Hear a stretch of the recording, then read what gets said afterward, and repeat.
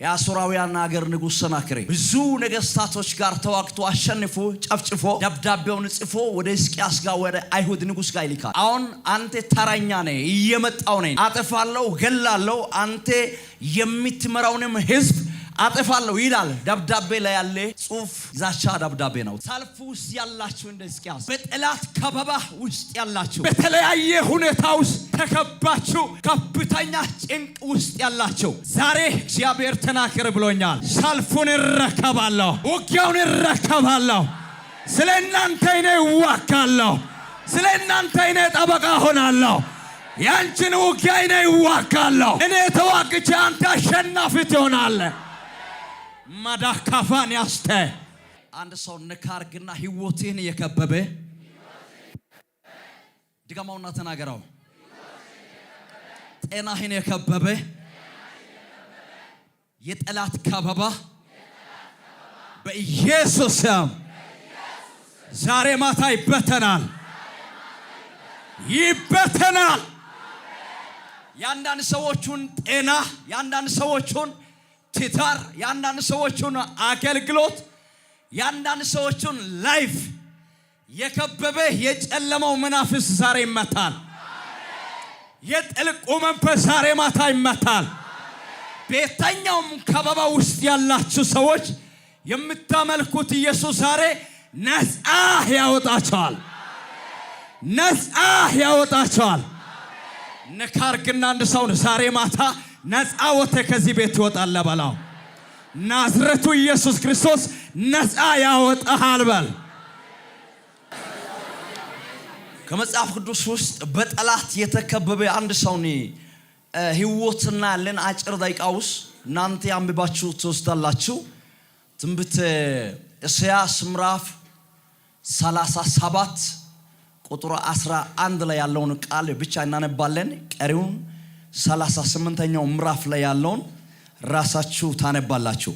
ቶሎ ያገኘ ሰው ካለ እንዲያነብ ይፈልጋለሁ። እዛ ጋር አንድ በጠላት ከበባ ውስጥ የነበረ ሰውና በእግዚአብሔር እርዳታ ከዛ ከጨለማ ዓለም ውስጥ የወጣ ሰው ይገኛል።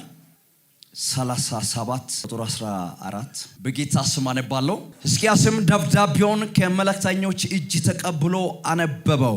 ሕዝቅያስም ወደ እግዚአብሔር ቤት ወጥቶ በእግዚአብሔር ፊት ተረጋው። ሕዝቅያስም ወደ እግዚአብሔር እንዲህ ብሎ ጸለየ። ሕዝቅያስም አቤቱ በኪሩቤል ላይ የምትቀመጥ የእስራኤል አምላክ የሠራዊት ጌታ ሆይ አንተ ብቻዬን የምድር መንግስታት ሁሉ አምላክ ነህ። ሰማይንና ምድርን ፈጥረሃል። አቤቱ ጆሮዬን አዘንብልና ስማ፣ አቤቱ ዓይንህን ክፈትና እይ።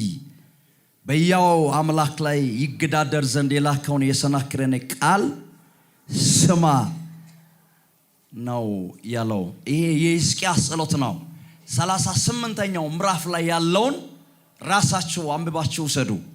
ይሄ ሰው ሕዝቅያስ ተብሎ የሚጠራ ሰው ለእግዚአብሔር የሚፈራ ትልቅ ጸሎት ጉልበት ያለ ለእግዚአብሔር ቃል የሚታዘዝ ሰው ነው ሕዝቅያስ። ከዕለታት አንድ ቀን ደብዳቤውን የአሦራውያን አገር ንጉስ ሰናክሬም ይልካል። ማጋ ወደ ሕዝቅያስ ጋር። በዛን ዘመን ላይ ሰናክሬም የሚባል ሰው ጋር ተዋግቶ የሚችል ሰው የለም። በጣም ቀስተኛ፣ ኃይለኛ፣ ክፉ፣ ገዳይ መንፈስ በላዩ ላይ ያለ ሰው ነው። በጣም የሚያስፈራ የአሦራውያን አገር ንጉስ ሰናክሬም ብዙ ነገስታቶች ጋር ተዋግቶ አሸንፎ ጨፍጭፎ ደብዳቤውን ጽፎ ወደ ሕዝቅያስ ጋር ወደ አይሁድ ንጉስ ጋር ይልካል። አሁን አንተ ተራኛ ነህ፣ እየመጣው ነኝ፣ አጠፋለሁ፣ ገላለሁ፣ አንተ የምትመራውንም ህዝብ አጠፋለሁ ይላል። ደብዳቤ ላይ ያለ ጽሁፍ ጥሩ ነገር አይደለም። ዛቻ ደብዳቤ ነው፣ ተዘጋጅ የሚል ነው። የጠላት ዛቻ አለ ማለት ነው በዙሪያው ላይ። ሌላው ደግሞ 38ኛ ምዕራፍ ላይ ሰውን መግደል የሚችል ማኖር የሚችል ሰውን የፈጠረ ፈጣሪ እግዚአብሔር ነብዩን ኢሳይያስን ልኮ ጊዜ ደርሷል፣ አሁን ትሞታለህ፣ ቤትን አስተካከል የሚል ድምጽ ነው ያሰማ። አንደኛ ይህን ሰውን የጠላት ዛቻ ከቧል። የአሦር አገር ንጉስ ሰናክሬም ገላለሁ የሚል ዛቻ ፋይል ከፍቷል። ነቀስ ደግሞ ከእግዚአብሔር ዘንድ አዋጅ መጥቷል። ጊዜ ደርሷል፣ ትሞታለህ፣ ቤትን አስተካክል የሚል ትንቢት ነው የመጣ። ይህንን ትንቢት መጥቶ ፕሮፌሲ ለሕዝቅያስ ያደረገ ሐሰተኛ ነቢይ አይደለም፣ ነቢዩ ኢሳይያስ ነው። ትክክለኛ እግዚአብሔር ሰው መጥቶ ነው የተናገረው። ሁለት ብላችሁ ያዙ። አንድ ሊጨምርና አበቃለሁ። ሌላው ምንድነው? በሰውነቱ ላይ በሽታ አለ። እባጭ ተብሎ የሚጠራ በሽታ አለ። የሚታወቅ ስም ያለ በሽታ ተሸክሞ ነው የሚያድረው፣ የሚውለው፣ የሚገባው፣ የሚወጣው። በሰውየው ጤና ላይ ትልቅ ችግር አለ።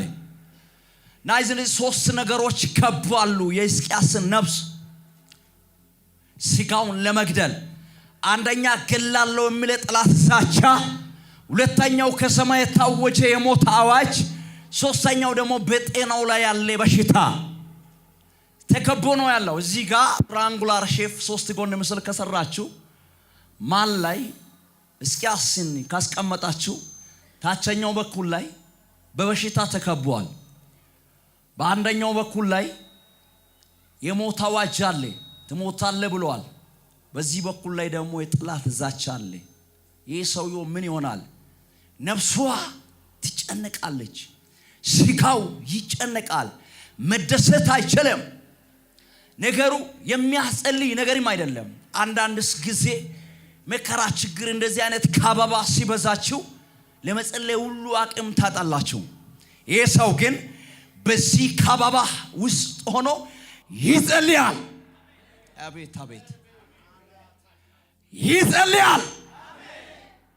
መልእክተኞች አምጥቶ የሰጡትን ደብዳቤ ወስዶ በእግዚአብሔር ፊት ዘረጋ ይላል። ጸሎቱ ነው እንጂ ሌላ አይደለም። ሰማይ ነው ወጣው ደብዳቤውን ይዞ ሰናክሬም ጋር ቆሜ መዋጋት አልችልም። ክፉ ሰው ነው፣ አደገኛ ሰው ነው፣ ገዳይ ሰው ነው፣ ቢሶቹን የጨረሰ ሰው ነው። በሱ ፊት የሚቆም ጉልበት ለኔ የለም። ይሄንን ሰልፍ እንካ ተረከብ፣ የነነው ውጊያ አንተ ተዋጋ፣ ሰልፉን እንካ ውሰድ ብሎ ለእግዚአብሔር ሰጠ።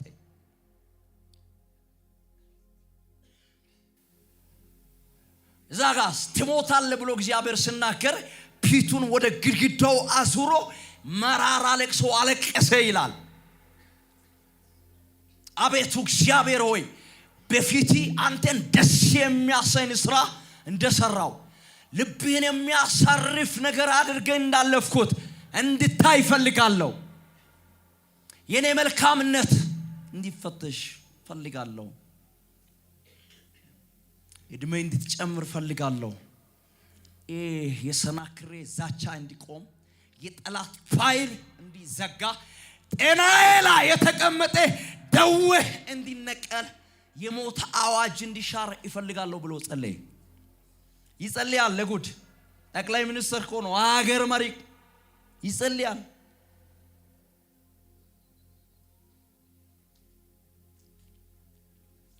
በጠላት ካቦ ነበረ። ሰልፉን ግን ለማሰጠ እግዚአብሔር ተረከበ፣ ሰልፉን ወሰደ። ኢሳይያስ ትንቢት ተናግሮ ወደ ከተማ አደባባይ ሳይደርስ ነገሥት ላይ ታገኛላችሁ። ወደ ከተማ አደባባይ ሳይደርስ የእግዚአብሔር ድምጽ እንደገና ለኢሳይያስ ይመጣል። የአሞጽ ልጅ ኢሳይያስ ሆይ ወደ ሕዝቤ አለቃ ወደ ሕዝቅያስ ጋር ሂድ እደና ጸሎትህን ሰምቻለሁ ብለህ ተናገር። ጸሎትህን ሰምቻለሁ፣ እንባህንም አይቻለሁ። እነሆ በእድሜህ ላይ 15 ዓመት እጨምራለሁ፣ አንተና ይህችን ከተማ ከአሦራውያን ንጉሥ ከሰናክሬም እጅ እታደጋለሁ አለ። ሰልፍ ውስጥ ያላችሁ እንደ ሕዝቅያስ፣ በጠላት ከበባ ውስጥ ያላችሁ፣ በተለያየ ሁኔታ ውስጥ ተከባችሁ ከፍተኛ ጭንቅ ውስጥ ያላችሁ ዛሬ እግዚአብሔር ተናገር ብሎኛል። ሰልፉን እረከባለሁ፣ ውጊያውን እረከባለሁ፣ ስለ እናንተ እኔ እዋጋለሁ፣ ስለ እናንተ እኔ ጠበቃ ሆናለሁ። ያንቺን ውጊያ እኔ ይዋጋለሁ። እኔ ተዋግቼ አንተ አሸናፊ ትሆናለህ። ማዳካፋን ያስተ ብራሃፋኖስ ቴሊቪያኖስ ያሰውና አንድ ሰውን ተናገር። ዛሬ ማታ በል እግዚአብሔር ተዋግቶልህ አሸናፊ ትሆናለህ። ይሄ የማሸነፍ ሳምንት ነው። የማሸነፍ ወር ነው። አንድ ሰው ጨዋ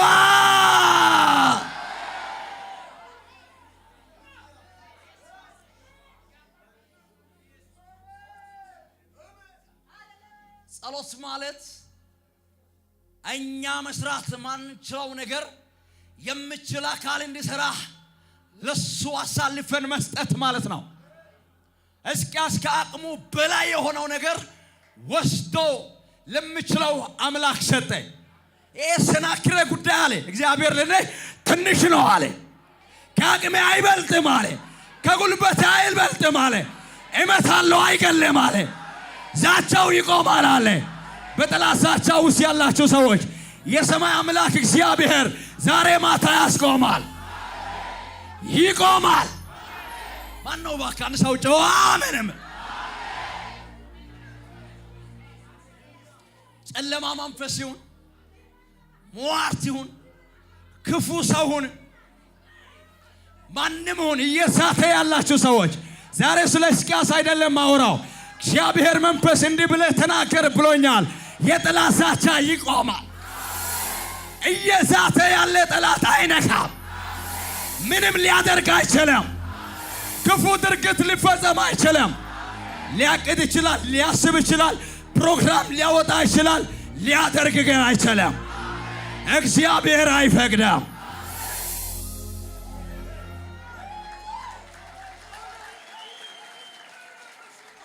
ዋው! እግዚአብሔር ጣልቃ ሲገባ ደካማው ብርቱ ይሆናል።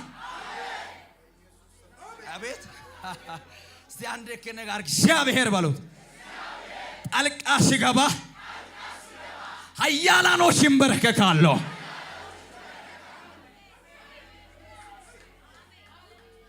ሙት አምላክ አይደለም እኔ የማመልከው የሕያዋን አምላክ ነው ስሙ እግዚአብሔር። ጂሰስ ክራይስት መጣ። በቃ አምጣ እጅን። እየዘለለ የመጣ ቃል አንተ ነው ተቀበል።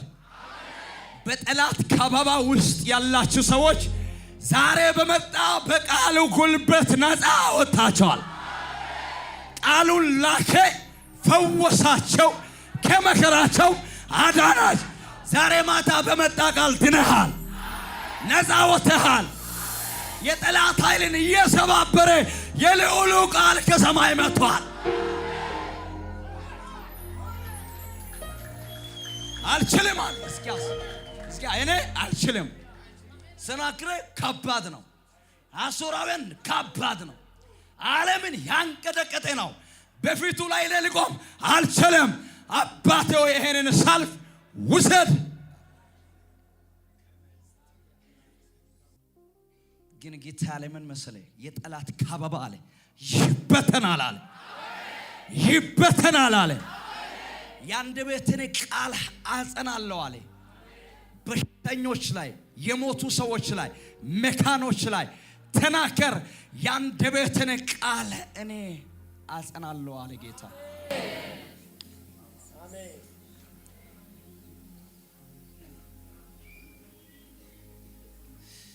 የእግዚአብሔር እጅ በኤልያስ ላይ ነበረ ይላል። እጁ በላዩ ላይ ያለ ሰው ነቸርን ያዛል። ከአፌ ቃል በስተቀር ዝናብ እንዳሰን ታዝልሃል። ሻቦስ ፕሬዴ ካላባጋዶስ ዊልብራ ካታኒያ ማለብራይዶል ቪቫሲ አዊ ቲካኖስ ክሌሬ ደቤ ሸባሃዳ ባሳባይ ሌካስ ፕራሻኒያ ክርስቶስን ከሙታን ያስነሳ የእግዚአብሔር መንፈስ ባንቴ ላይ በኃይል ሲሰራ ነው ማየው። አስነሳለሁ አለ በኃይል። አምጣ እጅን አምጣ። የሚያስቸግራችሁ ነገር ከህይወታችሁ ሮጦ ይውጣ፣ ሮጦ ይውጣ። ደጃችሁ ላይ ቆሞ ደጃችሁን እየዘጋ የቆየ መንፈስ ተሰብሮ ከደጃችሁ ላይ ይውደቅ። ማነው ጌታን ብሎ የመጣ ሰው ጮሆ አሜን አሜን። እባክህ አንድ ነካ አድርግና የምስራች በላው። ለረጅም ዓመታት ደጅን እየዘጋ የቆየ ክፉ መንፈስ ከደጅ ላይ ተሰብሮ ወድቋል። ንገራው፣ አሁን ማለፍ ትችላለህ። አሁን መሄድ ትችላለህ። አሁን መሻገር ትችላለህ። አሁን መውረስ ትችላለህ። እችላለሁ ምላ አሜን።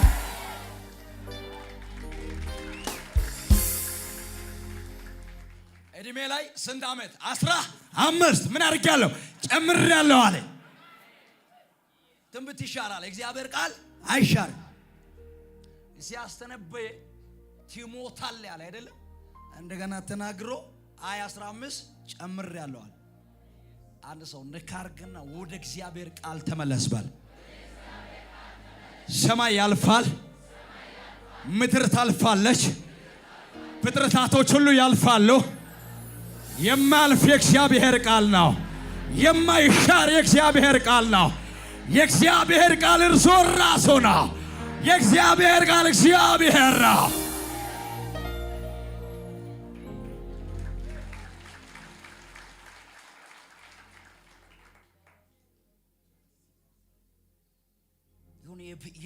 የተበታተነ ጠላት ነው ማየው።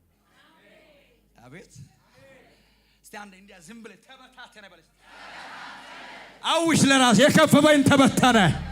ጤናዬን የከበበ አውጆ ጤናዬን የከበበ ኢኮኖሚዬን የከበበ ኑሮዬን የከበበ አገልግሎቴን ጸጋዬን የከበበ ሀገሬን ኢትዮጵያን የከበበ መሪዎቹን የከበበ የኢትዮጵያ ልጆቹን የከበበ የጠላት ኃይል ሁሉ ተበተነ።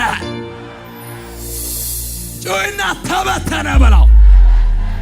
መሪዎቹን የከበበ ጠላት ተበተነ። ኢትዮጵያን የከበበ ጠላት ተበተነ። ትውልድን የከበበ ተበት። አቤት እቺም ብቻ ሊጨምርና አበቃለሁ። እንግዲህ ስላሉ ሶሪ ሚኡናውያን የሚባሉ የሴሬ ተራራ ሰዎች አንድ በሉ። አሞንና ሞአብ ሶስት ሀገራቶች አንድ ሆነው ሁለተኛ ዜና ምዕራፍ 20 ላይ አሁንም የአይሁድ ንጉስን ማንን? ኢዮሳፍጥን ሊገሉ ይመጣሉ። ተደራጅቶ ባህር ማዶ ላይ ነው ብሎ ነው ወረኛ መጥቶ የተናገረው። ግን ከባህር ማዶ አልተሻገሩም። ተረዳችሁ? ባህር ማዶ ላይ ቆመዋል፣ ተሰልፈዋል፣ እየመጡ ናቸው። አሞን ሞአብና ሴሬ ተራራ ሰዎች አንድ ላይ ሊያጠፉ ናቸው። ኢዮሳፍጥ አለ። ኢዮሳፍጥ ፈራና አገሪቱ ላይ ጾም ጸሎት አወጀ። ያው አሞን ሞአብና ሚኡናውያን ሰዎች አንድ ሆኖ እየመጡ ናቸው። እግዚአብሔር ሆይ በቃ አስመልጠኝ፣ እኛንም ልጆቻችንም እኛም የምንመራው ህዝብንም። ከዛ በኋላ ጨርሻለሁ። እየጸለዩ ያሉ ሰዎች መካከል ሂዝኤል የሚባል ብላቴና ይነሳል። ብላቴናው ነቢይ አይደለም፣ ሐዋርያ አይደለም፣ ፓስተር አይደለም፣ ዘማሪ አይደለም። ዝም ብሎ ነው ድምጽ የመጣ ሰማና ተናገረ። ኢዮሳፍጥ አትፍራ፣ ኢየሩሳሌም ላይ ያላችሁ አትፍሩ፣ ሰልፉ የኔ ነው እንጂ የናንተ።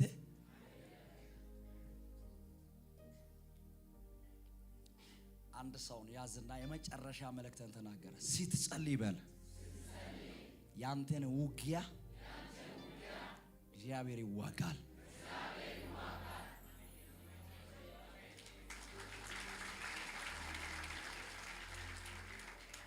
እዛ ጋር ትልቅ ነገር ነው ተማርኮት ከኢዮሳፍጥ።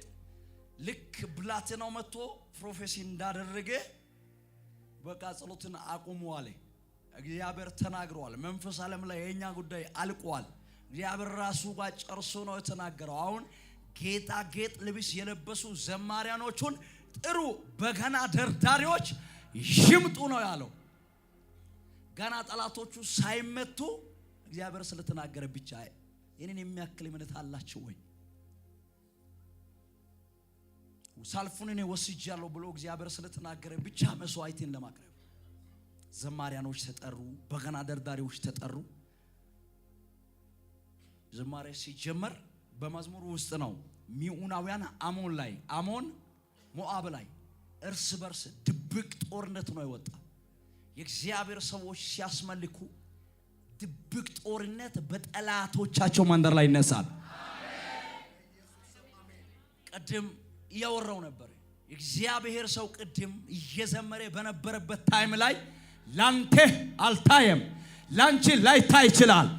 ጠላትሽ ከተማ ላይ ከፍተኛ ተጽዕኖ ተፈጥሯል። ከፍተኛ ሁከት ተፈጥሯል። እግዚአብሔር በመዝሙር ውስጥ ይሰራል። አንዴ ጩና ይሰራል በል። ገና እኮ ሳይመቱ ነው ማይክ ይዞ የተነሱት። በገና ደርድሮ መዝሙር ሲጀመሩ እርስ በርስ ግጭት ነው የተፈጠረው። ቋንቋቸው ተደበላለቀ። አሞን ሞዓብ ላይ ቶክስ፣ ሞዓብ ሚኡናውያን ላይ እርስ በርስ ተፋጩ። ይዛው እግዚአብሔር እዛ ቦታ ተናግሮ ነው ከዚህ ጸሎት ቦታ ሲትወጡ የጠላቶቻችሁን ሬሳ ታዩታላችሁ ብሎ ነበር። ልናገር ወይ እንደ እግዚአብሔር ሰው ከዚህ ፕሮግራም ወጣችሁ የጠላቶቻችሁን ሬሳ ታዩታላችሁ። ሄሎ ለማን ነው ተናገርኩት? ከዚህ ወጥተ ያስቸገረ ጠላት ወድቆ ታገኛለህ፣ ሞቶ ታገኛለህ፣ ከስሮ ታገኛለህ። ያሰው አንድ ሰው ከዚህ ፕሮግራም ወጥተ ባለ አልተሰማኝም። የሞቴ የጠላትን ሬሳ ታገኛለህ፣ የከሰረ ጠላትን ታገኛለህ።